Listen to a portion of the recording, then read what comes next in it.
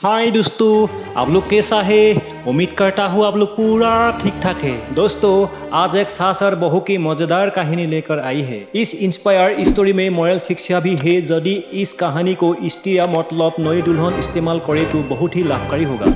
घर में सुख शांति बहाल रहेगा और खुशी का रोज फूलेगा। अंजलि नाम का एक छोटी शहर का लड़की की नई नई शादी हुई। वो अपने नई घर मतलब ससुराल में जैसे ही प्रवेश की उसे कुछ भी अच्छा नहीं लग रहा था, क्योंकि उसकी सास हमेशा उसे हर बात में टूकती थी और कुछ ना कुछ उसके विरुद्ध में बोलते रहती थी। पहले दिन से सास ने उनको ऐसा काम मत करो ऐसा करो कहकर जुल्म करना शुरू कर दिया। इसलिए अंजलि सासू माँ से बहुत गुस्से आती है और इस घर को अच्छा नहीं लगती है। अंजलि को अपने पापा का घर याद आने लगा। अंजलि का आंखों से आंसू निकालने लगा। हर पापा के समान उसका पापा भी उससे बहुत प्रेम करता था। बचपन से जवानी तक पापा ने अपनी बेटी की सारी जरूरतों को पूरा किया था और बहुत लाडू से अपनी बेटी को पाला था।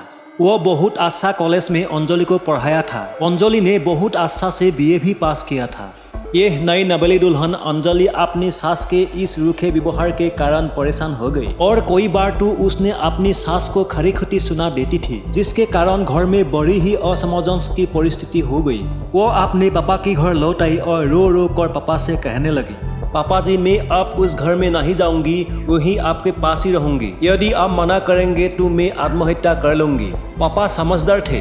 पापा ने बेटी को 2 दिन के बाद कहा, बेटी, यदि मैं तुझसे एक बार जैसा कहूँ क्या तू करने को तैयार है? यदि तू उसके बाद भी कहेगी कि तू इस घर में मेरे साथ रहना चाहती है तो कोई बात नहीं। बेटी ने पापा से कहा, कहिए, लेकिन याद रखना ये अंतिम बार होगा कि मैं उस घर में जाऊंगी। पापा ने कहा, वहाँ जाकर जैसे ही तुम्हारी सास तुम्हें कुछ बुरा भला कहने लगी तभी तुम अपने मुंह में एक कुल्ला पानी भर लेना और तब तक मुंह में पानी भरे रहना जब तक सासू माँ बोलना ना बंद कर दे, और उसके बाद उस पानी के कुल्ले नाले में फेंक देना और फिर कुछ भी पलट कर मत कहना।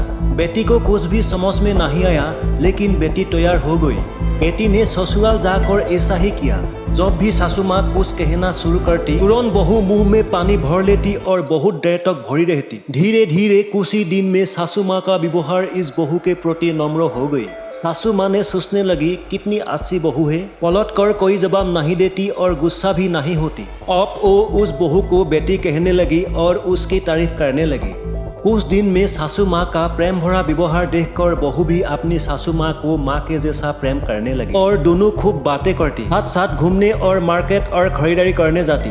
कुछ दिनों के बाद इस लड़की का पापा अपने बेटी से मिलने आया। घर के सभी लोगों ने पापा का खूब अतिथि सत्कार किया।